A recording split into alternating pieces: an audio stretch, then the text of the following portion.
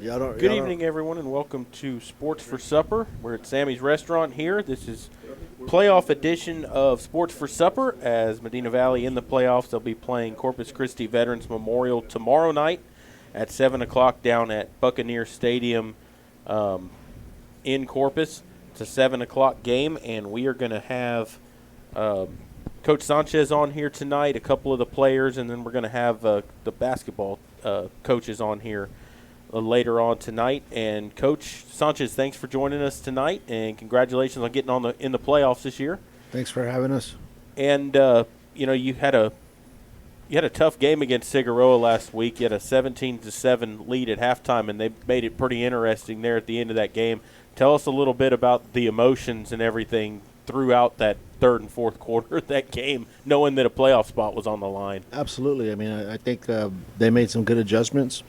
We had a couple of miscues. Our boys continue to play hard. We knew they weren't going to go away. That was the talk at halftime. We knew they weren't going to go away. It was just as much a playoff game for them as well. So I'm proud of the boys for coming through at the end there and holding them off on defense. And then we ended up finishing off the game that way. So. And then you've got a team this week, Corpus Christi Veterans Memorial. They were first in their district. Tell us a little bit about them. Have you been able to see some video of them and what they like to do? Yep, they're a straightforward team. They run a lot of trips, a lot of doubles. They like the GT, that counter type of play, and those are all things that we're used to seeing. And so we like our defensive game plan versus them. They're explosive. They just want to pound you, and then that quarterback will ride that and pull it, and he'll take it outside. So I mean, we've got our work cut out for us. So, we were all kind of confused as the game was going on. All we had heard before the game was you have to win by 6, but as the game was going on, it got to the point where it really didn't matter. We just wanted to make sure we come out of there with a win and don't even worry about the plus points. And how do they decide that? Is that decided before the year starts? The coaches get together and decide how a three-way tie scenario would work? All that stuff is written in the minutes. I had addressed that with district chair early on in the week, just for my peace of mind. I came away with the interpretation that all we had to do was win by 1. Okay. So that's where everyone was kind of confused there, is because they were like, well, if you get a three-way tie with Legacy, then it goes to points. But we didn't know if it went to points for all three teams or if it went to points for third place and then it was just head-to-head against Figueroa. And that's what the committee decided on Friday. That's what it was. Okay. Yeah, and that's where the confusion was. And then the Figueroa people said that we had to win by 18 points. And we're like, how did you even get that? So nobody really knew what was going on. As soon as I got the email on Monday when I touched base with the chair, I put it to rest and we wanted to go out there and win by as many points as we could. Right. That's all there is to it. Yep, and I mean the main thing is you got a playoff spot. You won the game, and at the end of the day, it doesn't matter. Took care of business and didn't worry about no positive. I mean that's at the end of the day, these kids earned it, and that's what it's all about. Are you bringing any younger people up to help with the team, or is it pretty much the same? Or we've added a couple of kids up, but it's more for depth, and we're going with what we got. We believe in the kids that we have in that room, and that's what's going to happen. We're going to go with the guys that brought us, and we believe in what they're doing. They've worked hard to get to this point, and there's really not much reason to change what we do. Yeah, and you've had consistent play throughout the year from most of your players, and then you got Aldridge back a couple of weeks ago. He got put into a slot receiving role now. How big is him being back in there, because he looked like he brings some speed and something that helps you out. He's huge. I mean, he adds explosiveness, more explosiveness to our offense, and they can't load the box for AG anymore. I mean, they have to respect that slot receiver. And now when you're spread out that way, now that opens up our outside game too. Yeah. So anytime you can get people on the periphery, it's excellent. Yeah, and he made an impact right away with that kickoff return against South San, setting you up, You like that, right didn't there, you? first That was 10, nice. 20. Yeah, that was nice. And you We start a told- game that we way. told the guys before that game, hey, punch them in the mouth early and let's go. See what happens. We knew they were going to come out fired up. We knew it was their last game, and then to go have something explosive like that happen at the beginning, hey, man, it takes the wind out of their sails. And we've seen as the year has gone on, the offensive line has just improved week after week after week after week, and now it seems like the defense is catching up. The defense is right there with them because there ain't too many people that have scored that many points It's interesting. against the defense, and Yeah. that's just an attrition of next man up mentality, and everybody's ready to go. You know, and it's interesting because usually, you know, in my experience, most of the time the defense is the ones that are happening. They're the ones that get it faster. The offense takes a little bit more timing, and what have you. But you know, the guys are catching up. They're buying into. They're trusting the process. That's the one thing that these guys use that phrase TTP all the time. Trust the process. They're buying in. They're trusting the process, and it's working out for them. And you know, it's kind of like you look out your passenger side mirror and it always says objects closer than they appear, and that seems like that's been the focus of the defense. The defense is just it's hard to explain, but it's everybody's fitting together. You know, you've had injuries all year long that would decimate some teams to where they would just say, you know what, we can't compete with what we got. But it seems like every time that happens, somebody steps up and fills in. They don't miss a beat. And that's you got to attribute that to these kids. They're super tough. I mean, we've talked about, you know, tough times, you know, don't last, but tough people do. And these kids have gone through a lot in this past year and a half, and it's made them tougher. And they just keep on coming. They just keep on coming. They don't quit.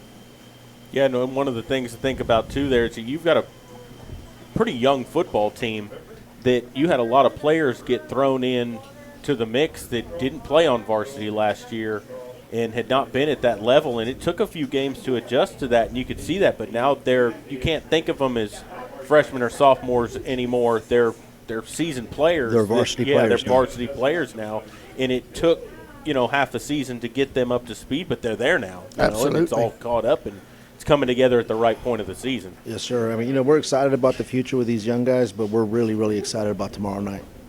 Yep, and have you been down to that stadium before? Have you ever had a game down there? I've personally have never Never coached been there. Yeah, I haven't either. But I'm looking forward to it. yeah, it's a nice stadium. I've driven by it numerous times, but I've never been in it. But looking at it on Google Earth, it's a nice stadium. We You played know a couple of times there previously in the playoffs A while back. before a while back, but not since they've put turf Yeah, there. It wasn't up to us. I mean, they have the number one seed. Right. The new rules are that they get to choose. They get to pick cab if they wanted to. They Yeah. could have picked their parking lot. yeah. So, you know, whatever they chose, we decided to go with, obviously, and, you know, we're looking forward to it. Yeah. After the Panthers pulled one of the biggest upsets tomorrow, where is it? Home and home next week, or is it No, flip that's and you a play flip, wherever? Or you agree on a place, right? I think we would have to agree or flip or something like that. Yeah. You know, I don't know if it's going to be. I don't know. We believe in our guys. It might be an upset to other people, but we believe in our guys. Well, you're just going by what the gurus are supposed to know everything, but you know. Well, Coach, good luck tomorrow night. Thank you. And it was a great season, and hopefully we'll see you again next week. You know, and we'll have another playoff game Absolutely. next week. Absolutely, we're looking. That's yeah. what we're looking forward to. We'll continue. Yeah, we'll continue this as long as y'all are in there. So hopefully Yes, sir. we'll see you again next week. And we're going to turn it over to the two players that you brought with you here. Good luck tomorrow night, and we'll talk to these guys. Thank you. Thank you, Coach.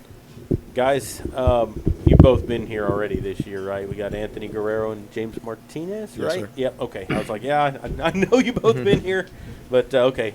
So, James, tell us a little bit. We'll start with you. Tell us a little bit about the season in general and, you know, when you started the season is to now, like the improvement, the mentality, different things like that, how it's come together for you guys. I mean, the biggest thing I think from the beginning of the season is I think we've grown exponentially as a team. I think, like Coach Sanchez was saying, we've had all new coaching staff and we've gone through all this stuff. But at the end of the day, I think we've shouldered it and we've grown from it and we've gotten a lot stronger. Iron sharpens iron, and I feel like we've been sharpened. And people say that we're not favored to win tomorrow, but to me, I mean, I like to be doubted. I like being the underdog because at the end of the day, end of the game, when it's close, the pressure is going to be on them, on their home stadium. They're Absolutely. Gonna be Yeah, feeling they're going to come in with a lot of confidence too, and you guys are, as of last week, you were playing with your backs against the wall the last few games of the season, especially last week, and you came away with a victory there, and that's got to give you a lot of confidence playing in a game like that. Well, and last week, it was a playoff game. Last week, win or lose or go home. Yeah. And, driving down there, the Laredo people weren't giving Medina Valley much of a chance either until you punched them in the mouth about 3 or 4 times. And they realized that the Panthers ain't going to come in there and just lay over. What is as far as you know, James, what is the main key on defense that y'all think y'all need to shut down the most with this team tomorrow night? The biggest thing with defense is we're going to go out there, we're going to hit them in the mouth. It's going to be a physical football game. They like their zone reads. They like to try to pick on the outside linebackers. We told the outside linebackers, whatever your decision is, stick with it, go, and we're going to make you right. So, that's the biggest thing with the defense. Just trust yourself, trust your gut. They run a lot of spread, a lot of stuff that we've worked on all season that a lot of teams haven't been running. Like Laredo, they ran a lot of weird formations. These guys are just straight doubles, trips. They may run some tray, but they're just going to run their basic formations, and that's what they think they can beat us with it. But it's going to take a little more than that. What are they speed-wise? Are they quick on the edges? Or? Their O-line is actually one of the smaller O-lines we've seen, but they're fast. That's the thing. They're a faster O-line, but so is our D-line. Our D-line is small and fast too, so I think that's going to be a good matchup. As for their receivers, they're probably the best we've seen this season. And their quarterback, their quarterback number 1, he's pretty good. He's very fast and very elusive. We're going to keep him. Our game plan is to make him give it to the running back. So, they're averaging, I think, 250 yards through the air. Yeah, they like to pass the ball. So they're more pass heavy than run heavy, or is it pretty even? I would say they're like 60-40 pass. They're from what I've seen last year, they were a lot more pass heavy, but this year they like to run it a little bit more. And that quarterback runs, Their right? quarterback does run. I noticed that he has about 100 yards a game rushing on top of what he throws. So Yep. he's a threat both ways. So that's, something you probably haven't seen a lot this year because there's not a lot of dual threat quarterbacks in the league that y'all play in. Tell us a little bit about, you're senior, right? Or are you a junior? I'm a junior. You're a junior. Mm-hmm. But you've got a lot of sophomores on the defense with you guys. So how has it been trying to get those guys up to speed, especially earlier in the season to now? What have you seen progress throughout that? I think our sophomores are probably one of our stronger attributes talking about the team. I think that they're guys that just come in every day. They want to work. They want to get better. They want to learn. At the end of the day, that's all you can ask for. And when you have guys like that show up every day, grind like that, they're going to get better. And I think that they've gotten a lot better from the start of the season to now, and I think that they're ready for tomorrow. So, well, you got any predictions for yourself for tomorrow night's game? You got to make one here. Predictions? Scoop and score, pick six. I'm just trying to win. Predictions round 2. That's the main thing. That's my prediction, round 2. Well, James, thanks for joining us. Do you play any other sports, James? Oh, I do. I do track, and I'll probably do powerlifting too. So, what do you run in track? The open one and the relays. Cool. Good. Well, good luck tomorrow night, Yes, and sir. hopefully we'll see some more playoff games from y'all later on this year. Yes, sir. And we'll move over to Anthony Guerrero. And Anthony, thanks for joining us. Yes, sir. So I'll ask you the same thing I asked him because you're on the opposite side of the ball here. Tell us a little bit about where y'all were offensively at the start of the year and what you've come to now and how you've seen that progress over the season. Well, coming into this season, we were very excited. There's a different energy about this year. It's been going around through the community. Everybody was in on it, and then we had some things happen, and it kind of we never let it slow us down. So I think it's been a real testament to who we are as an overall team and the kind of attitude and mentality that we bring in the locker room. But I'm real proud of our guys, and I think right now we're on fire. So as an offense this year, you went from Aldridge to Newton to Gonzalez at quarterback. You went through 3 of them in the span of about 4 weeks. Yes, sir. How was that transition for each one, and how did they handle that, stepping up into those roles? They've all been phenomenal. I mean, the amount of things that they've each encountered and had to go through, and the different journeys that they've all had in their short amount of time on varsity has all been all over the place, but they've all handled it with tremendous amount of Poise about them, yeah. Poise. So, and like you said, with Colin coming back and making an impact in the way that he has, just taking it, you see that in his maturity as a senior and stuff like that. So, it's been amazing having all 3 of those guys come through. I know one of the things we asked you the last time we were here is you want to catch some more passes and get involved that way. We've seen that over the last couple of weeks especially. You've gotten more involved in the passing game. Is that something that you enjoy doing, I do. involved in that? I love catching the ball, looking up, and having time to read, open space. I love that. But obviously my main love will always be getting it from the backfield. So. Go ahead, Maury. If there was one running back in the pros or college level that you've watched that you say, hey, like to pattern my game around, which one would it be? Right now, most definitely Saquon and probably Christian McCaffrey. Obviously I'm not as fast, but everywhere else I'm looking, that's something that can obviously be worked on. So everywhere else, I really like the way that their vision and the cuts, the time that they make their cuts, and the way that they bounce outside, inside. I like it all. So that's why I really model it after. We've commented on it every single week.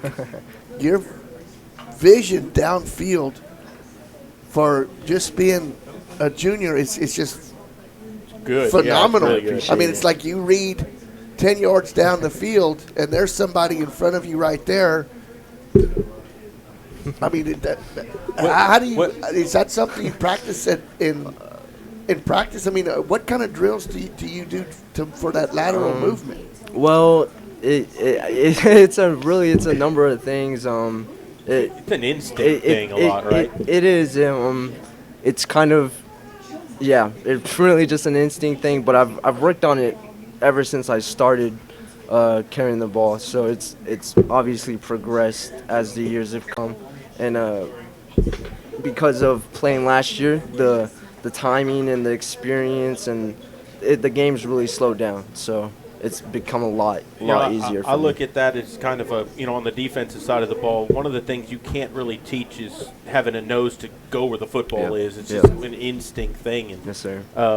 I kind of feel like that's kind of in the same league with that. It's just something that you either have or you don't have. Yes, sir. But one of the things that I notice about you is you say you're not one of the fastest guys, but to me you're like deceptively quick, because like you look and you said the game is slowed down, but you kind of move to the outside and it doesn't look like you're doing anything, and the next thing you're through a hole and you're 10 yards down the field. Yes, sir. It just usually you see guys hit a hole real hard and they're through it, but for you, like, it takes a while to develop because you're really patient and you look for that, and then all of a sudden, hey, he's 10 yards downfield and you run over 2 guys. That's the Saquon Barkley aspect of it.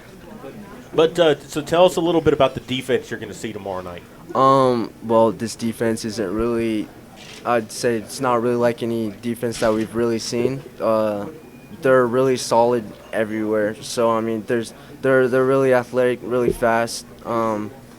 But I think that can also be their weak spot, them being over-aggressive, kind of like we saw a little bit with Southwest. And the better defenses, really, they can kind of hurt themselves. So we're looking to take advantage of that. It's going to be there. There's going to be openings.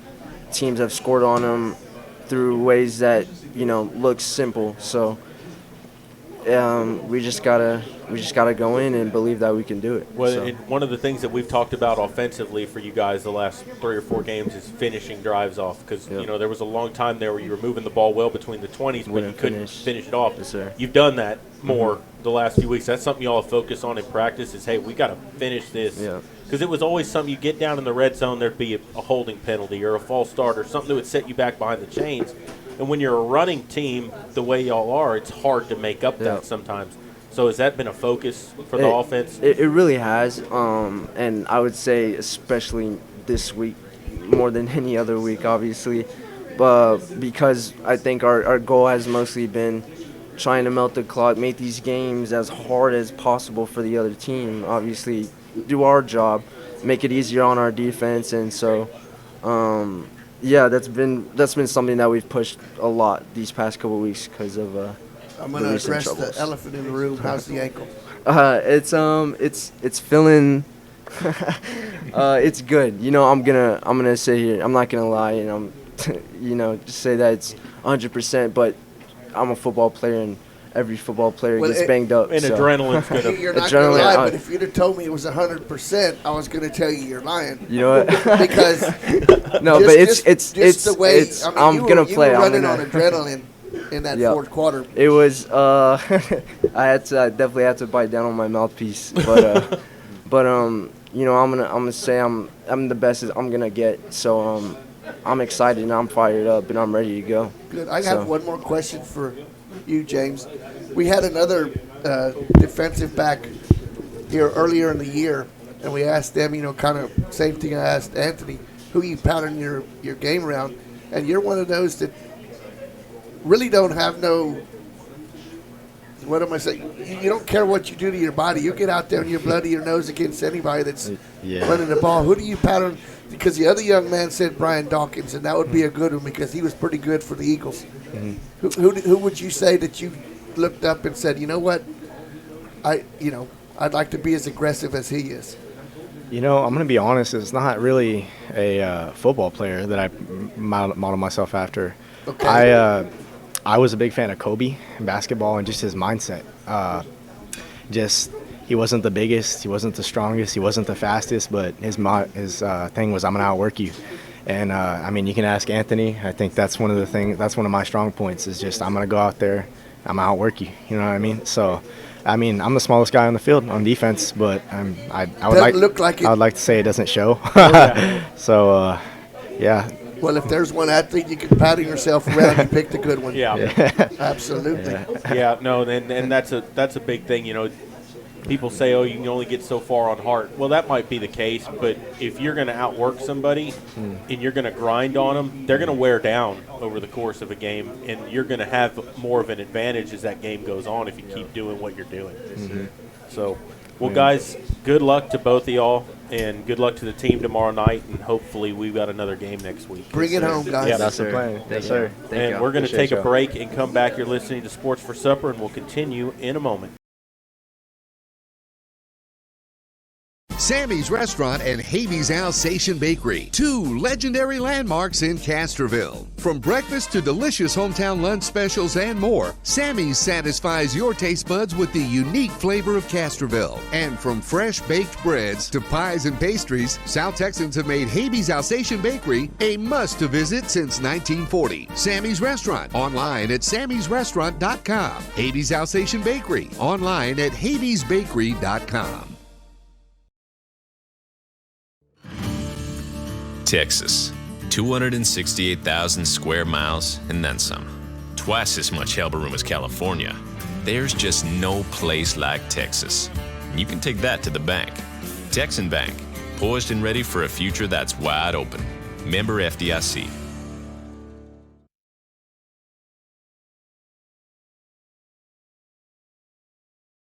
Peerless Peerless Equipment, your South Texas irrigation experts. Peerless Equipment specializes in sales and service of irrigation equipment to the agricultural and wildlife industries. This includes hose reels, big guns, pivot systems, underground pipelines, turbine well pumps, booster pumps, motors, valves, and an inventory of much more. Stop by one of their locations in Hondo and Pearsall, or give them a call at 210-434-7867. Peerless Equipment, bringing water to you.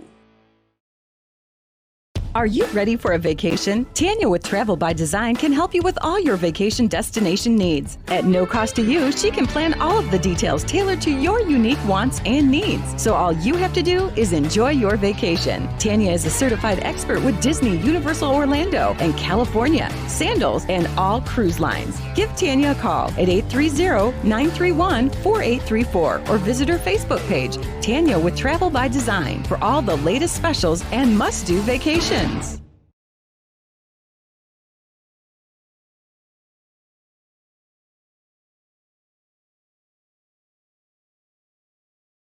Tondre Gwynn Funeral Home in Castroville, Texas, has been providing funeral services to families in the Medina Valley and surrounding areas for many generations. Tondre Gwynn Funeral Home is proud to support the broadcast by the Medina Valley Broadcast Network for the athletes and students participating in this event. Go Panthers! Tondre Gwynn Funeral Home, Castroville, Texas. You may view obituaries at Tondre, Tondre-Gwynn, Guinn.com, or visit the Facebook page of Tondre Gwynn Funeral Home to view. Bush's Chicken, one of the oldest locations in Castroville, is proud to serve the Medina Valley area. Bush's Chicken has one goal: be the best. Bush's Chicken knows its success comes from loyal customers in the communities they serve. Stop by Bush's Chicken on Tuesday and get the Tender Tuesday deal, or try their buffalo fries and ask about their Panther special. It's always a hit. Bush's Chicken, 935 Highway 90 East in Castroville. Call them at 830-538-2800. Double T Outfitters offers deer, dove, turkey, quail, and exotic hunts in Southwest Texas on over 20,000 low-fenced acres. They facilitate professional guide services, lodging, and fantastic meals while providing the best in Southwest hunting. Contact Double T Outfitters to find out details about their current package hunts. Contact owner Brett Ferguson at 210-413-1597 or online at DoubleTHunting.com. Welcome back to Sports for Supper, as we're joined by Coach Russell from the girls basketball team. Coach, thanks for joining us. Thanks for having me. And another season of basketball this year, and you've lost a lot of seniors from last year. You've got to tell us about who's coming up here and how you've managed to fill a lot of those roles this year. Yeah, so I probably ran an 8-man rotation last year, and we lost 7 out of those 8 to graduation. So we're going to be pretty young this year. We've got some good seniors that will be talking here in a little bit to you guys. But yeah, we're trying to figure things out right now, trying to figure out what our identity is going to be, and I didn't help us by the way that I've scheduled here early in the season. We're getting tested for sure.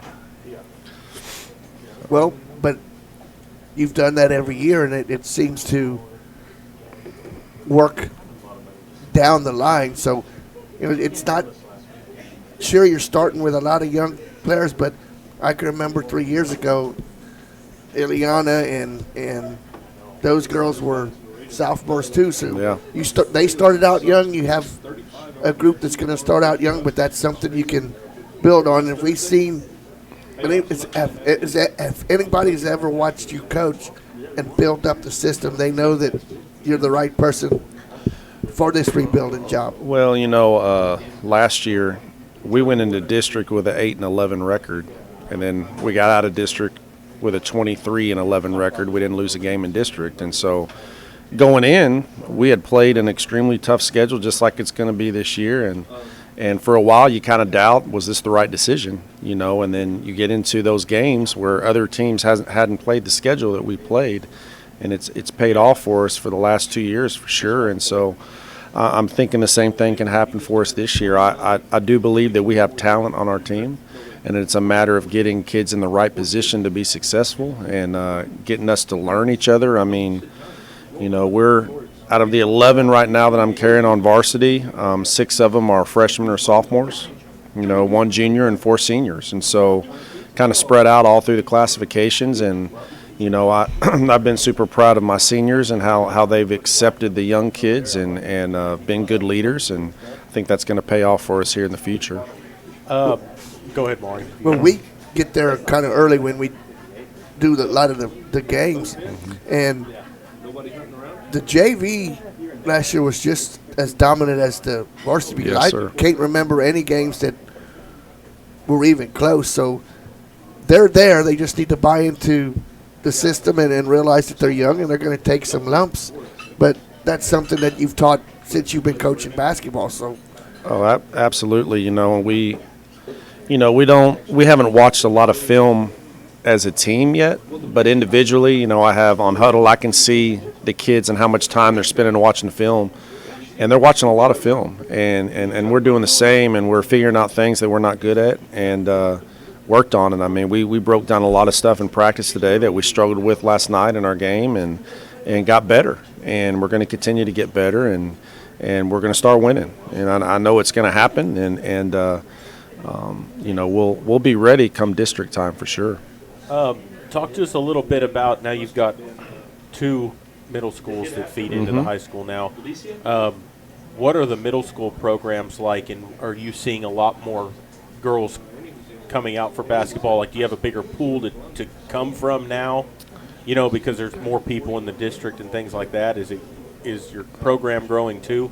Yeah, I mean, we're, I think the worst thing as a coach, specifically in a sport like basketball where you have to make cuts. I can only play 5 at a time. I can't carry 20 on a team. And so, with that it stinks, but it's fun to see kids wanting to be part of a program. I think our senior group established a tradition around here where kids want to be involved in it. And, Medina Valley is a basketball school as well as we're good at other things, and kids are seeing that and want to be involved in it. And definitely seeing that at our middle schools. Our middle school programs have been in that Bernie district for years. We're no longer in there, but these 2, Loma and Medina Valley Middle School last year, the 8th grade classes competed well. They were right there at the top. And so getting some of those kids into our program, some of which are on varsity, others that are on JV, and then a good freshman team as well, absolutely helps build what we're trying to do here.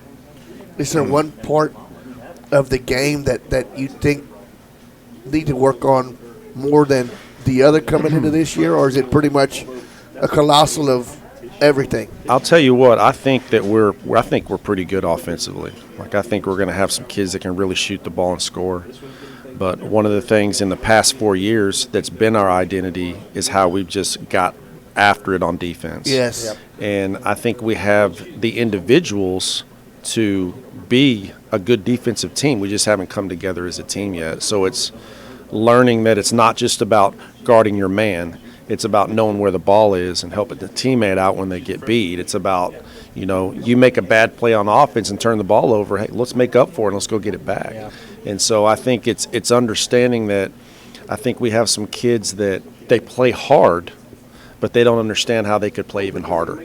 And it's getting them to get that mindset that, hey, if I make a mistake, let me make up for it. Let me not get down on myself, and I think that's a little bit different. That's what's been it's exciting for me as a coach. You bring in a new group that you're trying to teach them how to play the game correctly. And I've got kids that played a lot of basketball. And don't get me wrong, they played a lot of basketball, but it's a matter of coming together and understanding what's best for the team and figuring out your role. And that's one thing Jared and I commented a lot last year is the continuity on defense was just unbelievable. I mean, if one person would get out of sync, the other ones would rally around them. And it's like you said, if you made a mistake on offense, the defense was back there trying to make the other Absolutely. team make the mistake. And I know you pride yourself on conditioning. Yes, sir. How is that working this year? I think we're not quite there yet. but we're working on it. We're about to play 6 games in 3 days, so if we're not conditioned now, we got a tournament starting tomorrow, and if we're not conditioned now, we will be when that's over. But one of the things that I'm really focused on this year is handling adversity.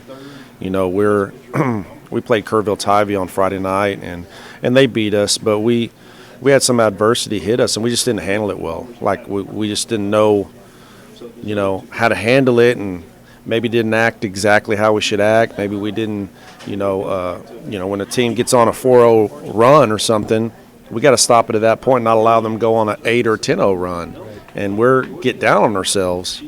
Last night we played Bernie. And I'm telling you, they're good. They are really, really good. One of the best teams I've ever gone against as a coach.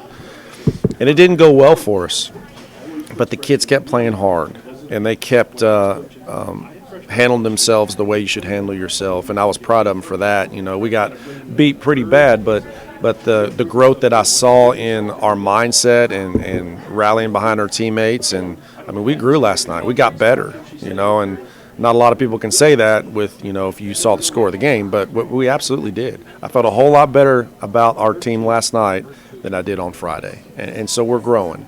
And we've always felt like we know that you schedule a hard non-district schedule, but you might lose some games because of that, but it's going to pay off for you later on because you played good teams like that. And when you get in those situations later down the line, and even when you get in the playoffs, you've handled that before and you know how to handle it. Well, you look at, I'll give an example of a team we've lost to 2 years in a row in the playoffs, Georgetown. Yep.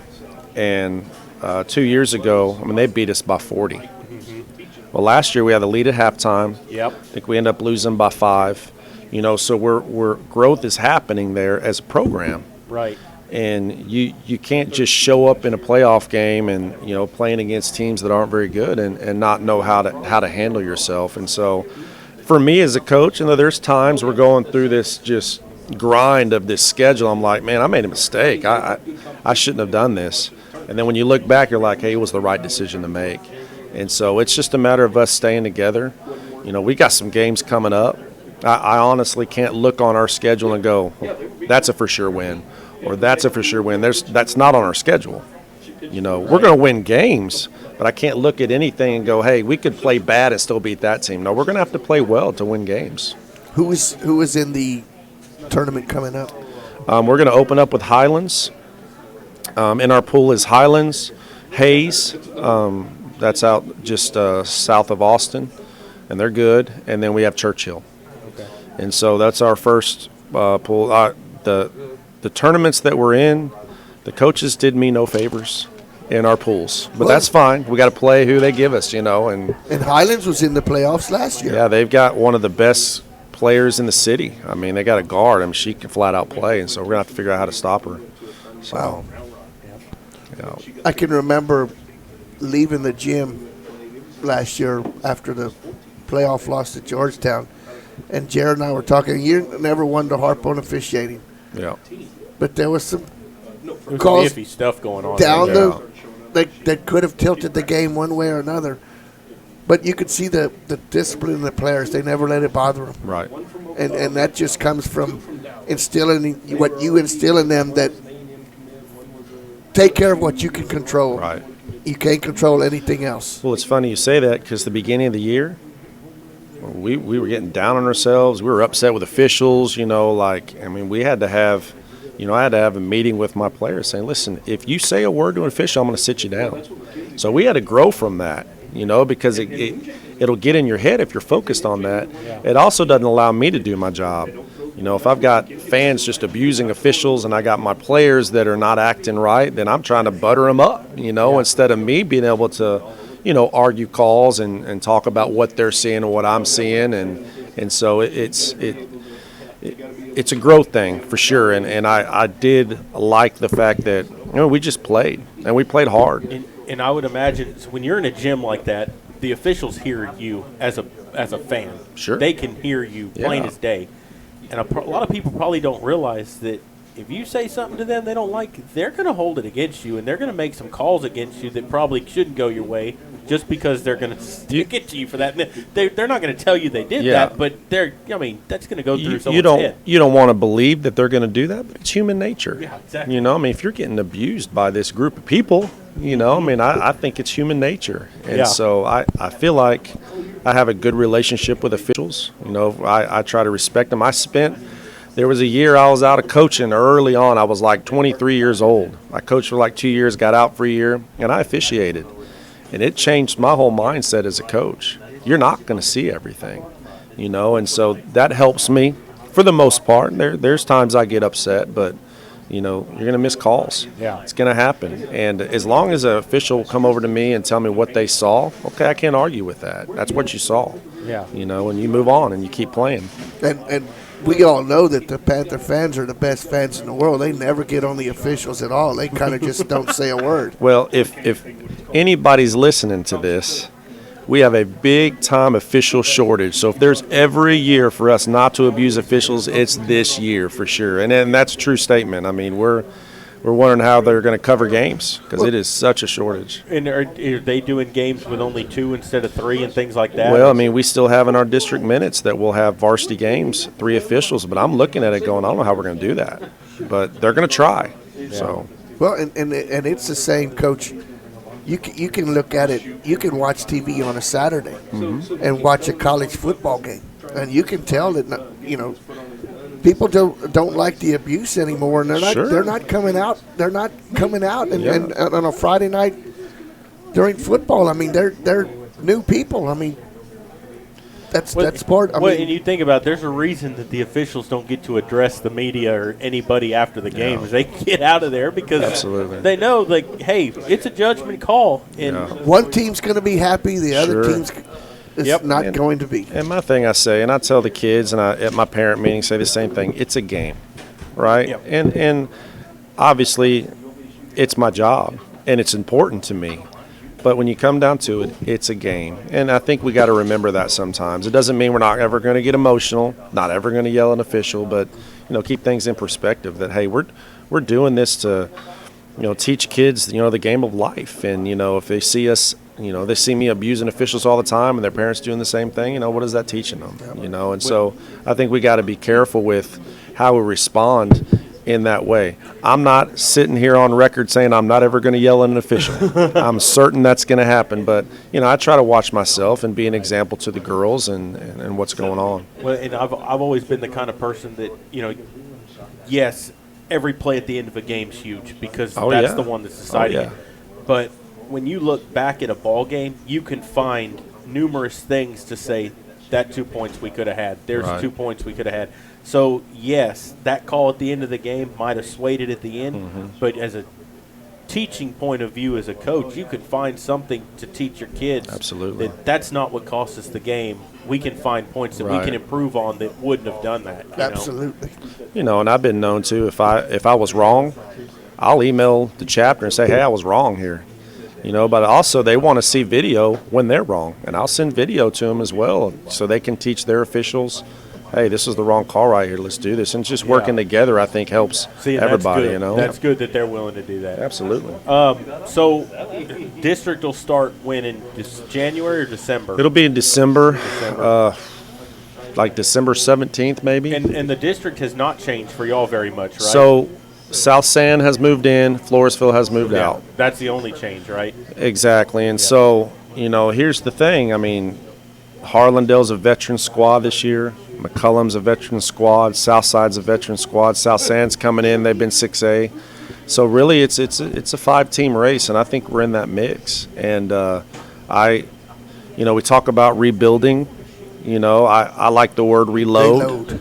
And I think that by the time we get to district, we're going to be right there in the mix. And I'm saying that with confidence because I really think our kids have that mindset that, especially the girls that you're going to talk to, they've been behind a good group their whole life. But, hey, they've got something to prove themselves. And I think with the young kids coming in, we'll be right there at the end. We've gone undefeated in district for 2 years. There are teams in our district right now. They're they're ready to play us. Oh, they're coming. Like, all right, this is the Yeah. time. And so we're going to have to be at our best. But I fully expect us to be in every game, having an opportunity to win it, and at the end, having a chance to win a district championship. There's nothing harder than to beat a wounded animal. You know, and So there you I go. want to ask you a question because I don't get to ask these during the season because we don't have these shows. McCullum and Harlandale, they always have some bigger girls that are just willing to bowl you over, right. and they don't get called for that. Right. How do you deal with that as a coach and teach your how do you coach your kids to play against that? Because they'll just run you over. Right. You know what I mean? Like, and I've watched that the last 2 or 3 years with them, and it's like they're not going to get called for it. So how do you coach that? Well, one of the things is just it's a toughness thing, and we've got to be able to step up and sacrifice our body a little bit and take some charges and make the official make a call. Like if we're moving, they're not going to call a charge. And so we're trying to come up with ideas. There's some schools that do like a charge chain. Well, I'm not into any kind of charge chain, but having something like when somebody takes a charge, hey, we got it on the bench, because in girls basketball, taking a charge is the equivalent to dunking it in boys basketball. It just is. The whole place goes crazy just like a boy just dunked the basketball. So I think a lot of it has to do with, hey, we just got to be tough. Let's stand in there and take something for the team, that's kind of the only thing I can really talk about. Hey, it's going to be physical. We got to be tough. Yeah, because we've seen that throughout the years. They're physical teams that are not afraid to bowl you over. Well, and another thing that I think that our district, we've been in this district for years. We're a good shooting district. I mean, they can shoot it. You don't see us running zone. I do not run zone in district. I won't, because the kids can shoot the ball. And we get to playoffs, we start running some zone, because that's our opportunity to kind of, defend a big girl like Georgetown had. Two. Yeah. One 6'4", another 6'2". You came off the bench, but you talked earlier about how you got beat by 40 points the year before, and last year's a 5-point loss. Those were the same two teams that played each other Absolutely. virtually. There was not different players on those teams. Correct. So that tells you a little bit about it too. It's not like Georgetown lost their players; it was the same team. Yeah. And they stepped up, and that was a fun ball game to be there and get to call that. It meant probably a little bit more to me because that's what I graduated high school from. So and you gotta coach on the other end. That's won 1,200 basketball games, the winningest coach in Texas high school girls basketball, and I did not know that. and so for me it was a little bit bigger deal. I've got people on the Georgetown side that I know that I'm friends with, And I told them, I was like, I know deep down y'all are rooting for me, But that was a fun night up until the very end, and then it was not a fun night. Yeah. But we're continue to grow, and we want to get to that point where we're in the regional tournament and we're having a chance to do those things, and I think someday it's going to happen for us. I believe it. Well, Coach, good luck on the season. Thanks for joining us tonight, and we'll see you down the line when we start broadcasting some of the games as the season goes on. Well, thanks for having me. Yep, Absolutely. we appreciate you coming, and we're going to take a break and come back with a couple of the players. You're listening to Sports for Supper, and we'll continue in a moment. Double T Outfitters offers the Alsatian Bakery, two legendary and exotic cuts in Southwest Texas on over 20,000 specials and more. They facilitate professional guide services with the unique flavor of Castroville. And from fresh baked breads to pies and pastries, South Texans have made Habeas Alsatian Bakery a must-to-visit since 1940. Sammy's Restaurant, online at sammysrestaurant.com. Habeas Alsatian Bakery, online at habeasbakery.com. Texas, 268,000 square miles and then some. Twice as much elbow room as California. There's just no place like Texas. And you can take that to the bank. Texan Bank, poised and ready for a future that's wide open. Member FDIC.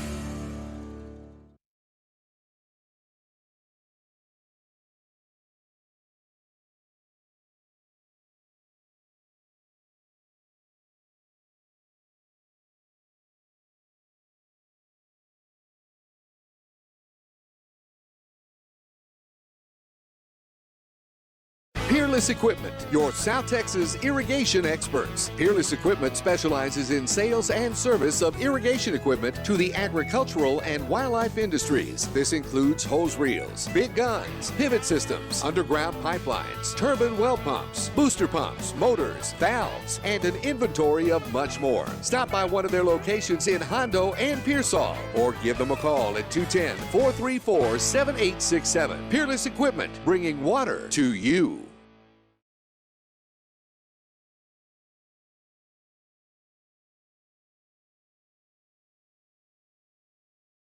Are you ready for a vacation? Tanya with Travel by Design can help you with all your vacation destination needs. At no cost to you, she can plan all of the details tailored to your unique wants and needs. So all you have to do is enjoy your vacation. Tanya is a certified expert with Disney, Universal Orlando, and California, Sandals, and all cruise lines. Give Tanya a call at 830-931-4834 or visit her Facebook page, Tanya with Travel by Design, for all the latest specials and must-do vacations.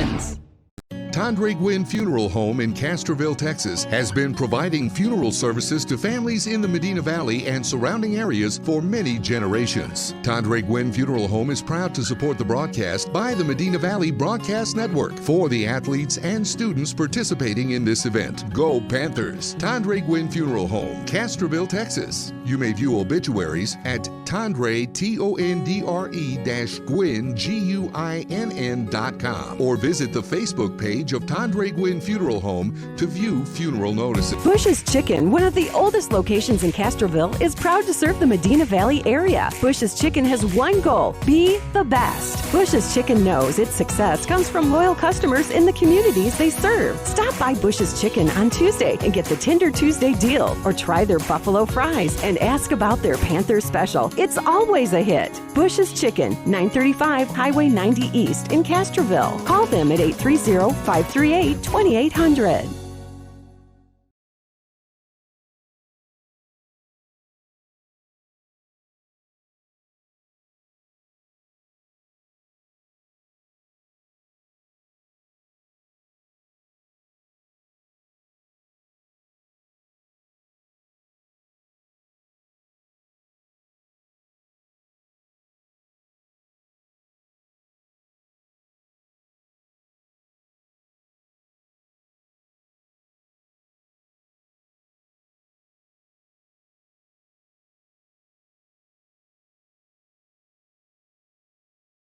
Sammy's Restaurant and Habeas Alsatian Bakery, two legendary landmarks in Castroville. From breakfast to delicious hometown lunch specials and more, Sammy's satisfies your taste buds with the unique flavor of Castroville. And from fresh baked breads to pies and pastries, South Texans have made Habeas Alsatian Bakery a must-to-visit since 1940. Sammy's Restaurant, online at sammysrestaurant.com. Habeas Alsatian Bakery, online at habeasbakery.com.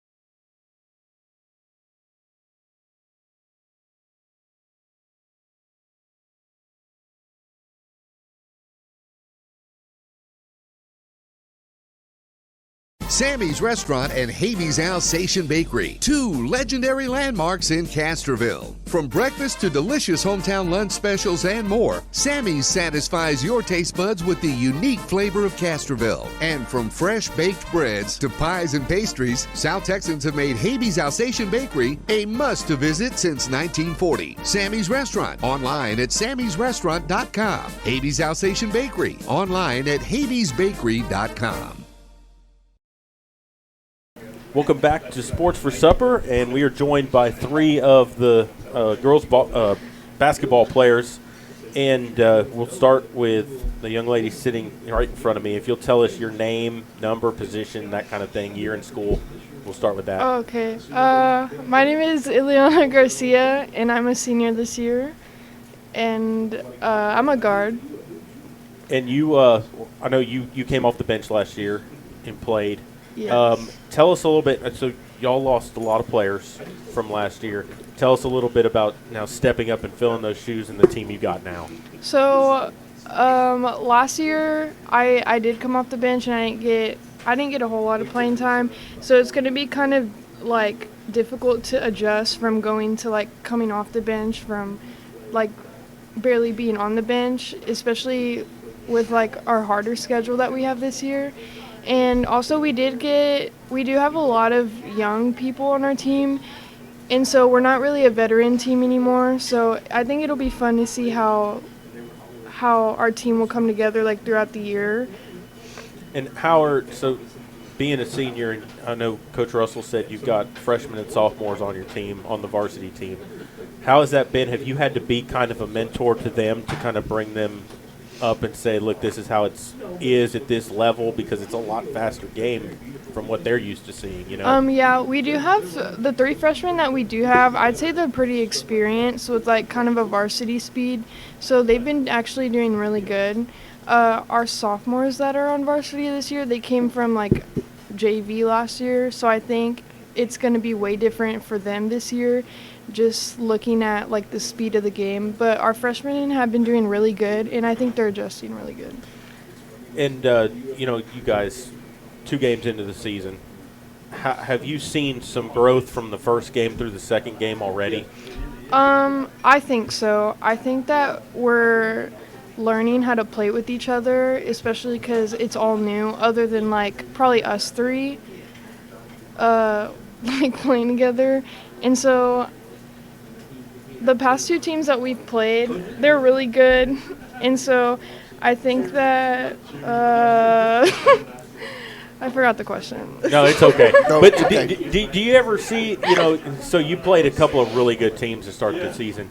Did it ever go through your mind like, God, are they all like this? Yeah, well, I think that's the whole purpose of a preseason, in order to prepare for like our regular season in district. I feel like having a tougher schedule at the beginning benefits us like throughout the rest of our year and prepares us for the teams that we're going to be playing in the playoffs. Are you handling the point guard No. position? No. You're shooting guard. You're the shooting guard? 2 guard, whatever you want to call it. Is that what you came in and played last year, or did you fill out the other Ileana also sometimes? Yeah, well, last year it was kind of mixed. So, I mean, since I've been playing basketball, I have been like kind of point guard but kind of shooting guard at the same time. But the freshmen this year are filling in the roles for the point guard, and I feel way more comfortable that way. And so I feel like they just benefit us a lot by filling in roles. So, because when you came in, you didn't act like you were out of your element last year. There was a couple of games where Miss Morales kind of got into foul trouble and kind of got dejected, and you came in there to kind of calm the team down. So how did her leadership reflect on what you plan on doing this year? well, that's actually my best friend. And so it's kind of hard this year, like, because we did lose a lot of seniors, and I'd say she was the biggest leader. I feel like it's a whole different team than it was last year. Last year it was kind of different because they have been playing together for years, and so when like us 3 got brought up to varsity last year, our junior year, we were kind of like we're not very close. Yeah, we weren't very close with them as much as they were close with each other. But Ileana and then another senior, they kind of brought everyone together, I'd say. For sure. And so they just made us feel like really welcome and comfortable. And so I think that learning from how we felt at the beginning of the season last year, I don't want anyone to feel like that. So I think like as seniors, like us 3 I feel like it's good to bring everyone together. It's good. It's a good attitude. Absolutely. Do y'all, and I don't know the answer to this, so I'm going to ask you, is there like club basketball, like they have like club volleyball and things like that, where y'all play during the off season in school? Do y'all play year round? So, me personally, I've never played like AAU like year round. The only time I've ever played like outside of school is like with the girls from school. Like we do have like a fall league and then a spring league where we just play like what is it called? Like teams that are kind of around like our area in San Antonio, and so not necessarily just the teams from our district, but like teams around, just like locally. And so I think it's pretty good exposure. But yeah, we do have that.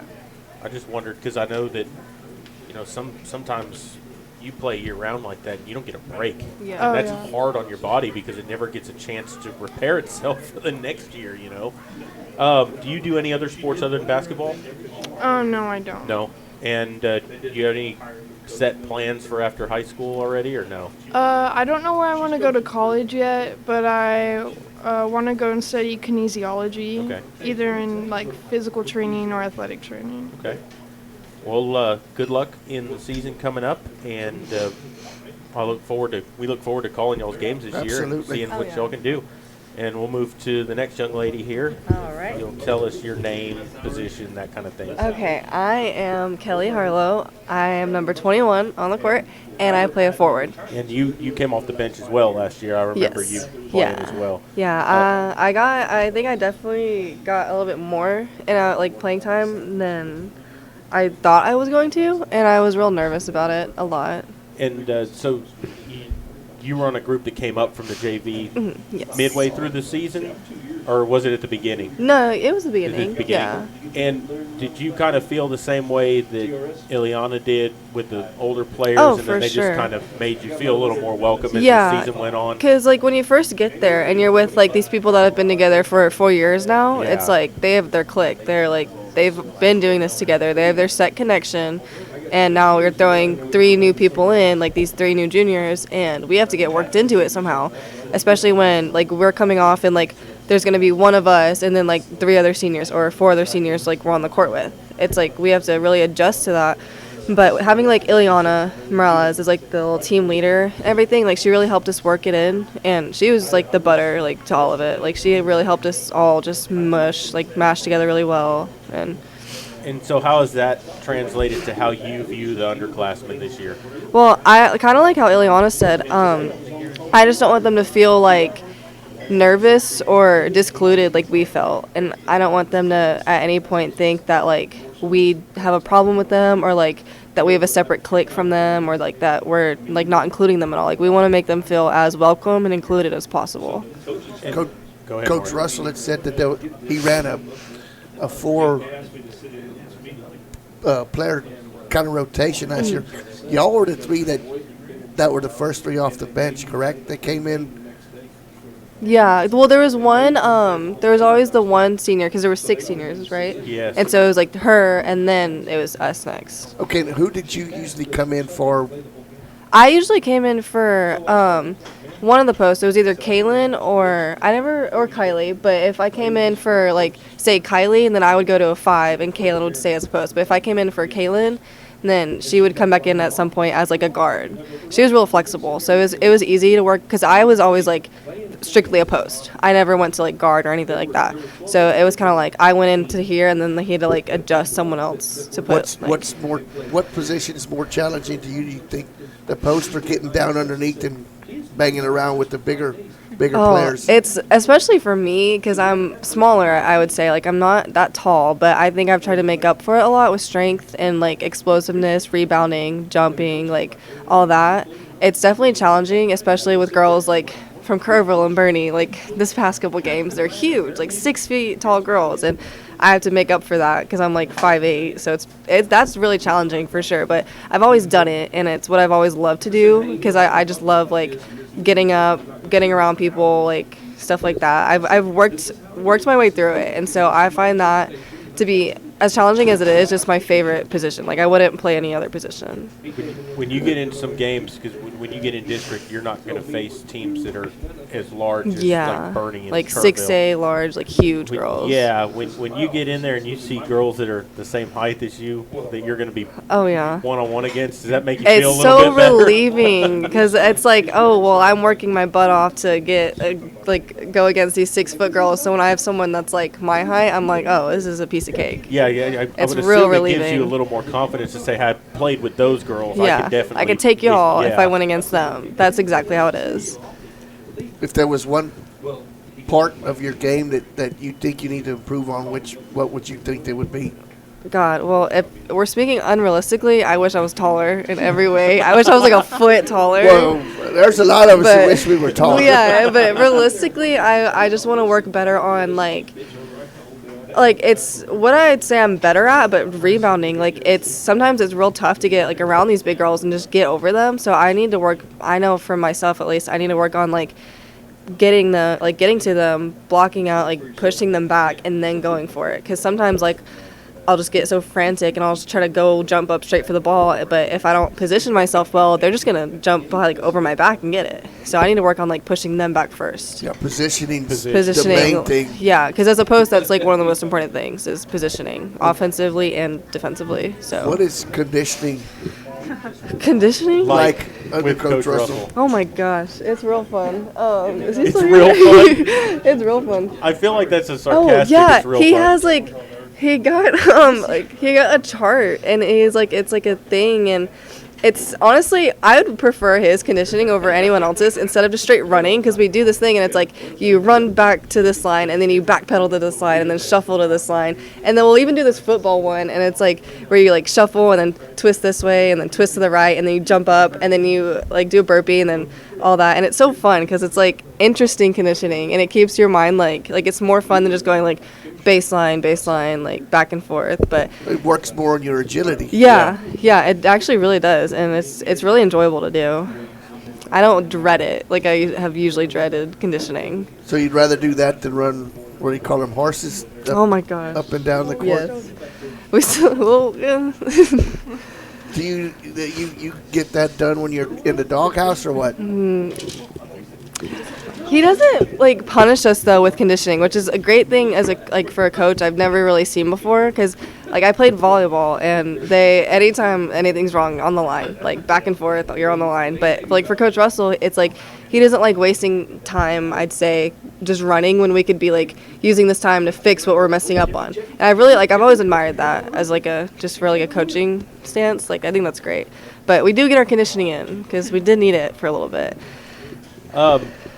Are you more offensive-minded or defensive-minded when you're in the post? I think recently, like I'm always like in my head more offensive, but I think recently I've been acting more defensively and like doing my job a little better on the defensive end. Like I feel like I've been more active on this side, like the defensive side, and then offensive. Well, for sure. I know Coach Russell was saying y'all are learning to kind of play with each other. Yeah. When he says that, is he talking more about like knowing when to rotate, knowing who's going where? Yeah, it's more like knowing your teammates. Yeah, because we definitely are learning more about like on like who's going where and like who's getting to what spot for like help defense More or continuity. like yeah, and then like and then also how to like just offensively play like together because like we need to.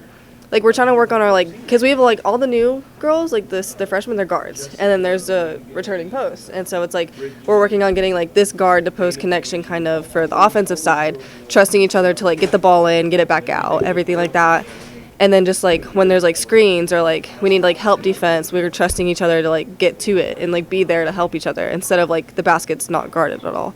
And so we're really, like, I think I'm just on both ends with all, like, the fresh, like, new people. We're just really learning how to work together, but it's working out pretty well. Yeah, because basketball's probably one of the tougher games where you have to trust each other where they're going to be on the court at all times and having to focus on continuity more than for sure a lot of other sports. I know you mentioned volleyball. Do you play any other sports? I quit this year so I could have like my full year for basketball. I did track last year with Sarah. We threw a shot put. Or she did shot put and discus. I just did shot put. And I was thinking about doing it again this year. Okay. But that's about it. And any plans after school? Just college. I don't know yet for sure where, but I'm going to major in biology, go into neurology and stuff like that. Okay. Pretty cool stuff. Cool. Well, good luck in the season coming up. And we'll move on to the next young lady. Thank you. And if you'll do the same thing, name, position, all that. I'm Sarah Daly. I'm a center or post. I'm number 50. And I remember you coming off the bench. So all three of y'all got to keep your same number from last year if you wanted it? There's not another number. I'm just like the biggest number there is. Oh. No, but I mean, was that by choice? You chose 50, or is that No. just the number you were? No, I She's did like, not. I'm 50. Like, I don't want to be 50, but I'm. Yeah, I always get the big number because I'm the biggest one.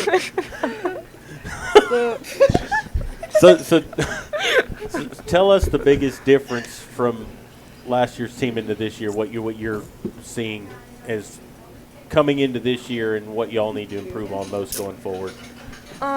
This year I feel like we've been trying to work on our defense more because I feel like last year we were a really good defensive team. We were really good at hustling, getting the tips, stuff like that. And this year, since we have all these new people and we have to work with them, we have to work on being like fluent with each other and stuff like that. So how, knowing that you're probably going up against their biggest players night in and night out, how do you mentally prepare for something like that? I get excited, honestly. I really like going up against someone big. It's really, like, I don't know, like when there's someone my size, it makes me excited because I can like push on. Like I like to, I don't know, get Be more aggressive. physical. Yeah, it's that, but not foul. But not. No. I get excited. I don't know, like when like we played Bernie, there's a really big girl and it was fun because she was good. She was really good and it's like a good challenge. And then at the same time, when I get a mismatch, I also enjoy it because if it's a small girl, it's really fun. How hard is it knowing that when you're in the post, they can call you for just about anything? So how difficult is that when they're, you've got a girl being really physical with you on one end, you're not getting a call, but then you do something like that on the other end, and all of a sudden it goes against you. How do you move on from that, you know what I mean, and not let it get inside of your head? Last year, I would say I used to get really upset. I used to get really upset because my freshman year, I think I fouled out of every game. I'm pretty sure I did. And it makes me, I get really upset, but I feel like this year I've really, mentally, prepared myself. Like, you're going to get fouled. Like, they're going to call fouls on you. It's how it's been my whole time playing basketball. I get fouls, or not fouls all the time. Feel like you're a magnet for foul trouble? Yes. And I don't know, I tell myself, it's okay, if Coach Russell, if he knows it's a not a good foul, he'll say something. But at the same time, I do foul sometimes, so. Well, I get frustrated watching, as a fan watching. It's hard when you see people get mugged on both ends and then they'll call something like the little hand touch or something like that. That's got to be frustrating. Because then they'll start calling that throughout the game, and it's like, okay, what's a foul and what's not? And when you get in a game like that, how difficult is it to stay focused? Like, how do you stay aggressive? You know what I mean? So how much does the mental aspect of basketball or mentality come into the game?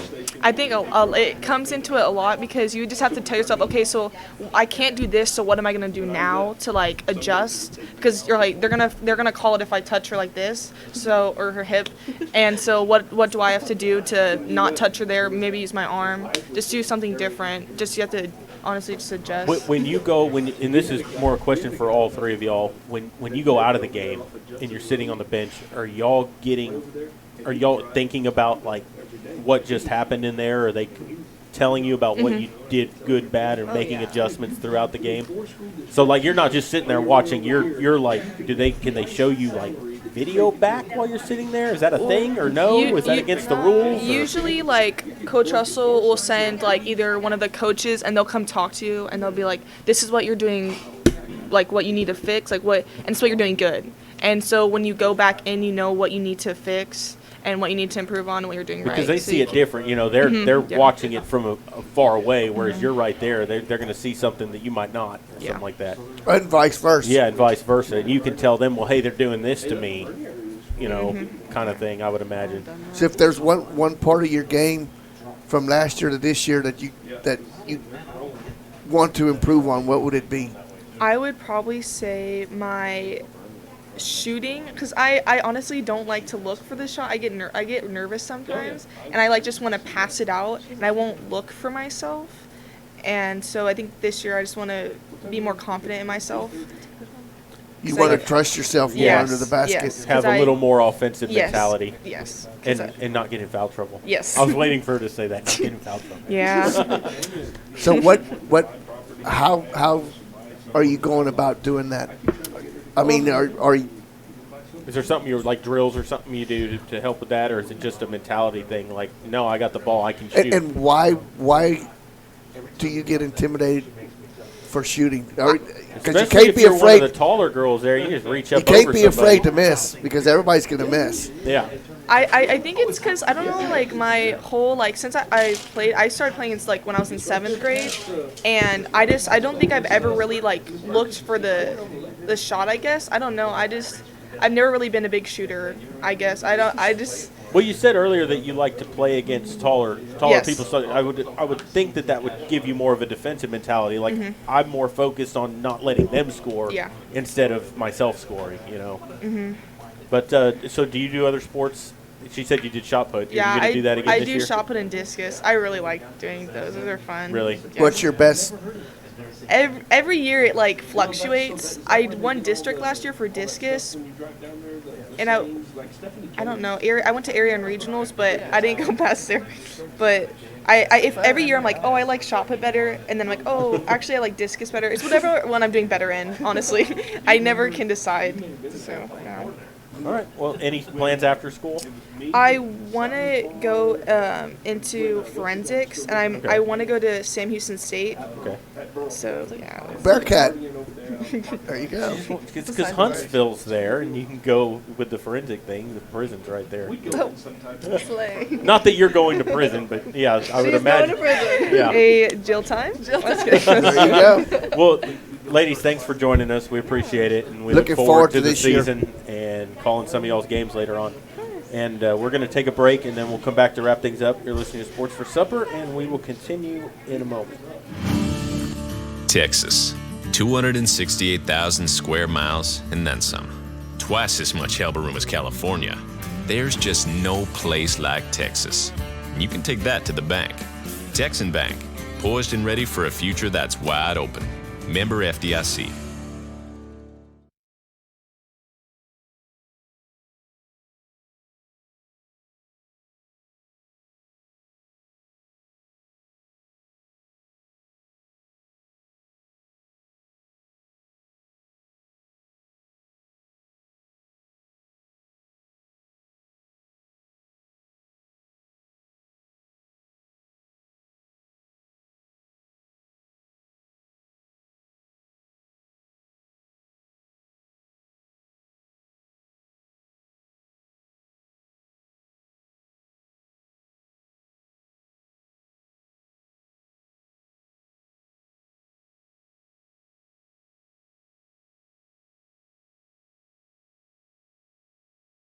Peerless Equipment, your South Texas irrigation experts. Peerless Equipment specializes in sales and service of irrigation equipment to the agricultural and wildlife industries. This includes hose reels, big guns, pivot systems, underground pipelines, turbine well pumps, booster pumps, motors, valves, and an inventory of much more. Stop by one of their locations in Hondo and Pearsall, or give them a call at 210-434-7867. Peerless Equipment, bringing water to you.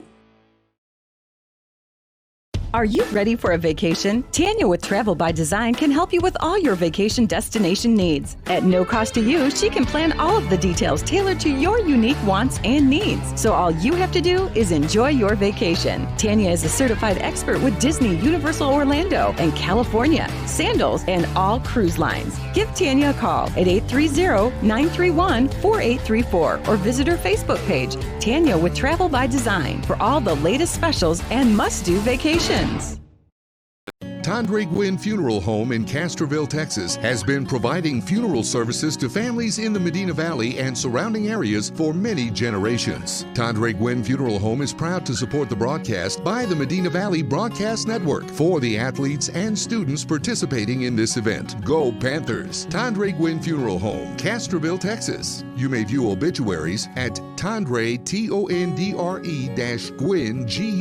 Guinn.com, or visit the Facebook page of Tondre Gwynn Funeral Home to view funeral.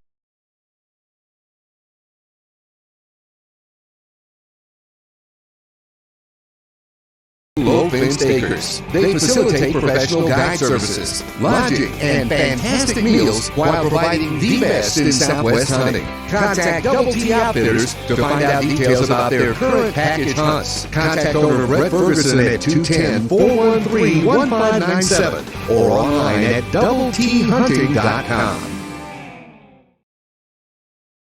Sammy's Restaurant and Habeas Alsatian Bakery, 2 legendary landmarks in Castroville. From breakfast to delicious hometown lunch specials and more, Sammy's satisfies your taste buds with the unique flavor of Castroville. And from fresh baked breads to pies and pastries, South Texans have made Habeas Alsatian Bakery a must-to-visit since 1940. Sammy's Restaurant, online at sammysrestaurant.com. Habeas Alsatian Bakery, online at habeasbakery.com. Texas, 268,000 square miles and then some. Twice as much elbow room as California.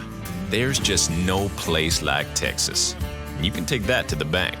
Texan Bank, poised and ready for a future that's wide open. Member FDIC.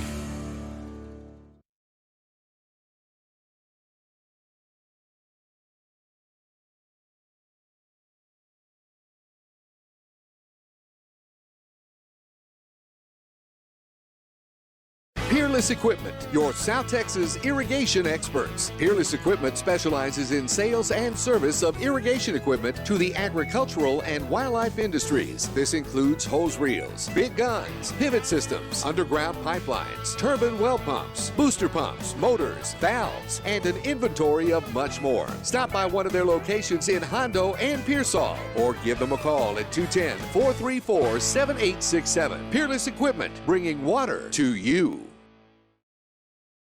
Are you ready for a vacation? Tanya with Travel by Design can help you with all your vacation destination needs. At no cost to you, she can plan all of the details tailored to your unique wants and needs. So all you have to do is enjoy your vacation. Tanya is a certified expert with Disney, Universal Orlando, and California, Sandals, and all cruise lines. Give Tanya a call at 830-931-4834 or visit her Facebook page, Tanya with Travel by Design, for all the latest specials and must-do vacations. Tondre Gwynn Funeral Home in Castroville, Texas, has been providing funeral services to families in the Medina Valley and surrounding areas for many generations. Tondre Gwynn Funeral Home is proud to support the broadcast by the Medina Valley Broadcast Network for the athletes and students participating in this event. Go Panthers! Tondre Gwynn Funeral Home, Castroville, Texas. You may view obituaries at Tondre, Tondre-Gwynn, Guinn.com, or visit the Facebook page of Tondre Gwynn Funeral Home to view funeral notices. We're back here at Sports for Supper, and Maury, we had my last year football on earlier, and everybody knows they've got their playoff game tomorrow night down in Corpus. It's at Buccaneer Stadium. From here, it's roughly 2 to 2.5 hours, depending on how fast you drive. But that game's at 7 o'clock. It'll be a 6:40-ish airtime. We'll be on the air. That will be an audio-only broadcast. Because of UIL stuff, we had no choice in that. We put in to do a video broadcast. They denied us the game. We can't do any more than that.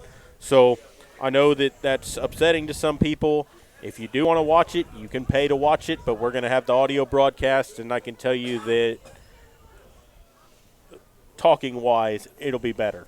Yeah, well, you'll be able to understand the game a little better. Yes. But nonetheless, Maury and I will be there tomorrow night for that game, doing the broadcast, and hopefully we'll be able to see another one next week. Had girls basketball on tonight.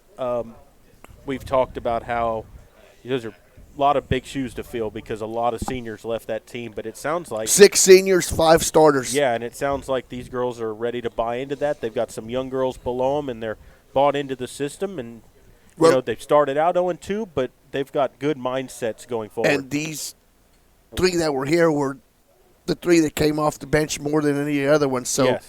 Got a little bit of action, but they saw what it takes to win. Yes. With the girls that were there last year, so they know what it's going to take. And just talking to them and looking at them, they're up for the task. No, they are, and they're very articulate. oriented on getting the younger players up to speed and making them feel like part of the team and getting them ready to play. Absolutely. Which is what you want your seniors Team. to do. Yeah, you want your seniors to do that. It's all about the team, not me. But if the boys win tomorrow night, we'll keep doing these broadcasts here at Sammy's until they're out. But tomorrow night, 7:00. Buccaneer Stadium, and that's a big game because that's a good football team that Medina Valley's going to play down there. But I look to see Medina Valley not giving up, giving them all they got. No, I haven't- expect them to play They haven't hard. give up all year, so I don't expect them to do it right now. And I think the big thing is if you can go out there and hit them in the mouth right away and stun them, maybe score a couple of touchdowns. And I think the big key for Medina Valley is what we preach all year is finish. You've got to move the ball. You've got to shorten the game because I think your best defense against a high-powered offense like that is going to be having your offense on the field. If you can have a game script like they had last week, yes, shorten the game. The game was over in 2.5, little over 2 hours. Yep. If you can do that, that's a recipe for success. That's Yes. what it's going to take for Medina Valley to win this ball game. And they have to take care of the football. Ground and pound, you can't get down by more than 2 scores. No, because if you do against a team like that, it's hard to come back. Yep.